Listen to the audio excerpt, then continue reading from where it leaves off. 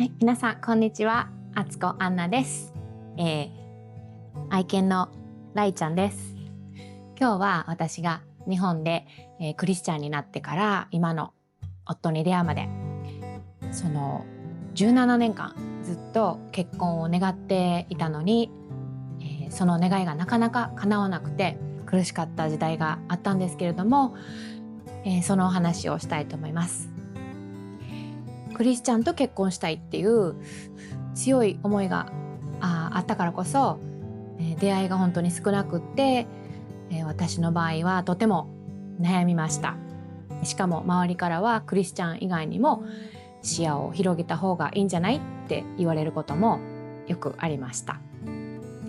でも私は信仰を大切にしたい、同じ信仰を持って、旦那さんと家族と歩みたいっていう思いが強かったんですね。で、教会では自分より若い女性たちが、新しく来て結婚していく姿も見ました。もちろんお祝いしたい、純粋にお祝いしたい気持ちはありました。でもその一方で私の番はいつなんだろうっていうふうに思って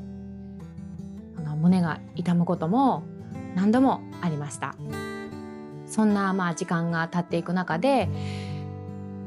絶望的な時もあったんですけれども、私がどうやって希望を失わずにいられたのか、そしてどうやって今の夫と出会い正教会へ導かれていったのか、またその中で学んだこと、今日はその話を、お分かちしたいなと思います。興味があれば最後までご覧ください。私は17歳の時に、小さなプロテスタントの教会で洗礼を受けました。そこから信仰と人生の道を本気で歩き始めたのですが、最初からずっと結婚への思いは、結構最初から強く私の中にありました。本当は高校を卒業して進路を選ぶっていう時に本当は音楽を学びにアメリカに行きたいっていう気持ちがあったんですけど、家庭の事情もあって、それは叶いませんでした。だから私はもう目の前に与えられた道を歩きながら神様に従っていこうとしていました。それでも心の奥ではずっと思ってたんですね。結婚したい、妻になりたい。でもその願いは、思うようには進まなくて、むしろ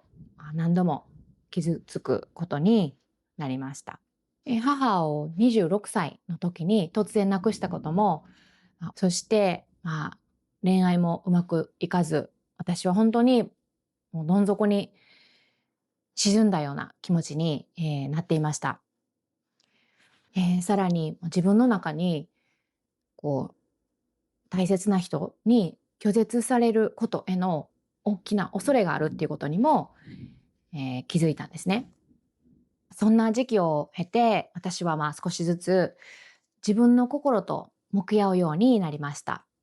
それでその時通っていた教会に聖書カウンセリングの勉強をした方がいて、その方とカウンセリングをしたことで本当にその恐れを神様の前に手放すっていうことがようやくできるようになりました。その後に夫と出会ったんですね。私が34歳の時でした。彼は出会った当初から結婚を真剣に考えている人でした。オンラインでマッチングしてから3ヶ月ほどで婚約しました。彼はもう最初から、自分が家計を支えるっていうこと、それからホームスクールをしたいっていうこととかをはっきり話してくれて、そこに大きな安心感を私は感じました。私はそれまで境界線が曖昧な関係の中で不安を感じたりすることが多かったので、そういう明確さっていうのは本当に大切だと感じました。もし今同じように相手との境界線に不安を感じている方がいたら、その直感を大切にしてほしいなと思います。安心できるっていうこと、誠実であるっていうことはとっても大切です。で、彼はまた教会の歴史を調べる中で正教会に出会って、遠距離恋愛中に正教会へ通うようになっていました。そして心の中で彼は自分は正教会のクリスチャンになりたいと決めていたそうです。その流れの中で私もアメリカに来て結婚してから正教会に導かれていきました。正教会に来て私は小心女マリアの存在に深く感謝するようになりました。最初はそのマリアへの崇敬というものがプロテスタントの背景から受け入れがたかったんですけれども、彼女はこの世の成功や富によって輝いたんではなくって、神の身旨れに従順に応答して、その生涯を通して神に身を委ねた女性として正教会で深く愛されています。教父たちが彼女を特別に尊い方として語ってきたように、私は彼女を知ることで母親とは何か、女性とは何かっていうことを新しい角度から教えられました。それから、